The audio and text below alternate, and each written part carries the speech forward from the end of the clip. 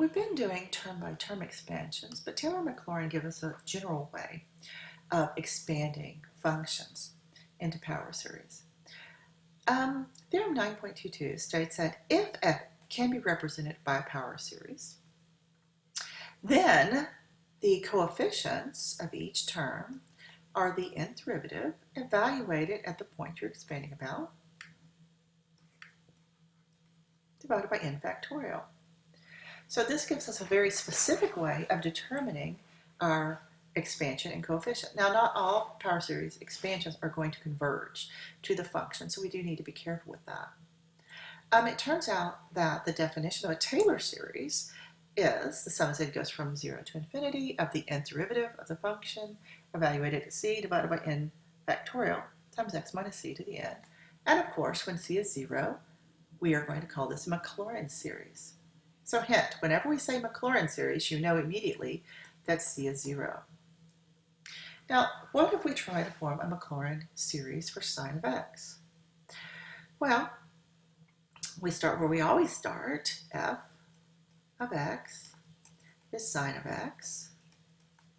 F prime of x is cosine of x. F double prime of x is minus sine. F triple prime of x, and sometimes you have to take these aways out. But notice what happens right here. We're starting to get repeats when we get to the fourth derivative. So I'm not going to write all these out because at this point right here I know I'm going to repeat. So f of 0 is 0, f prime of 0 is 1, f double prime of 0 is 0, f triple prime of 0 is negative 1, and at this point in time we're going to start having repeats. So the fourth derivative at 0 is 0, and so on.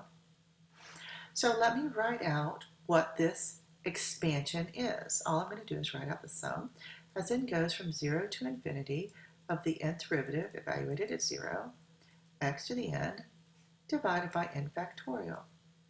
So this is going to be 0 plus 1x divided by 1 factorial, which is 1, plus 0 times x squared all over 2 factorial, plus negative 1 x cubed divided by 3 factorial,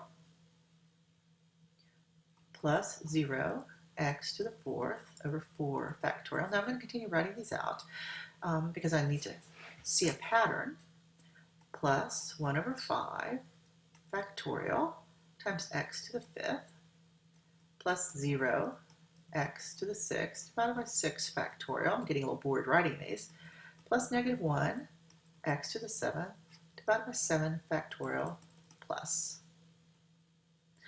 All right, let me write this out in a more simplified way.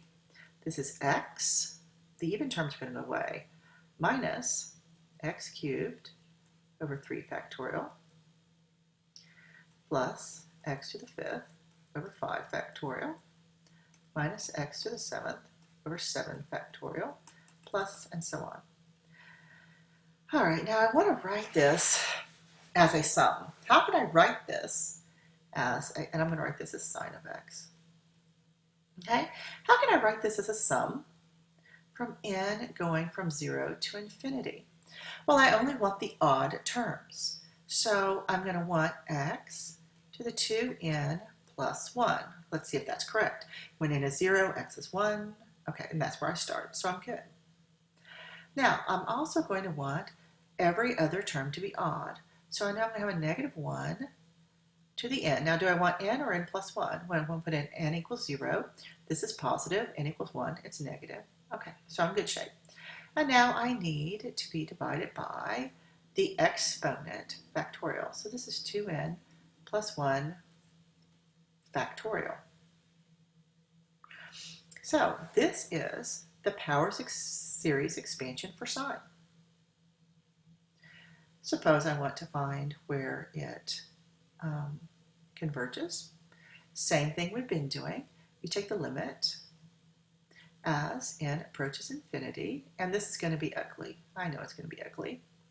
Minus 1 to the n plus 1 times x to the 2.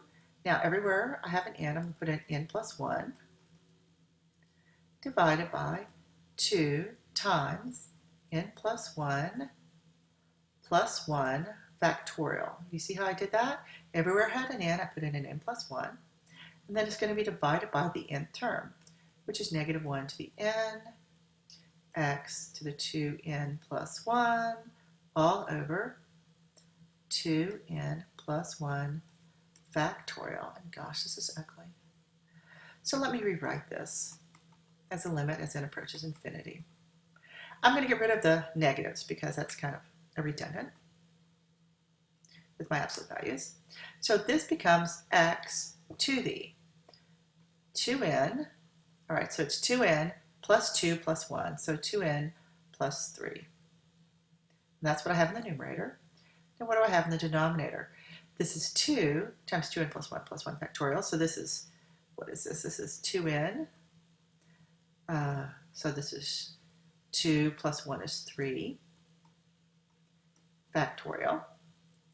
Now I'm going to invert this down here. This is x to the 2n plus 1, and this is 2n plus 1 factorial, and I have an absolute value. Now I know this is ugly, but this is, you can do this. This becomes the limit as n goes to infinity. All right, let's see. Let me just rewrite this. It might be easier. I'm going to write this as x to the 2n plus 1 times x squared, all right, times 2n plus 1 factorial. That's my numerator. Now my denominator is going to be x to the 2n plus 1. I'll put my x's first. And now I need to expand this. I need to get this down to 2n plus 1 factorial. So this is going to be 2n plus 3 times 2n plus 2 times 2n plus 1 factorial. Okay, now let's go to the red pen, see what cancels. That's going to cancel. That's going to cancel. So this becomes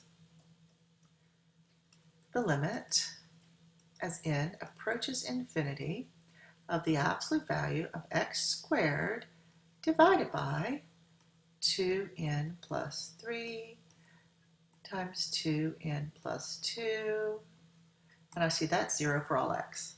So my radius of convergence is infinite, and this series converges for all x.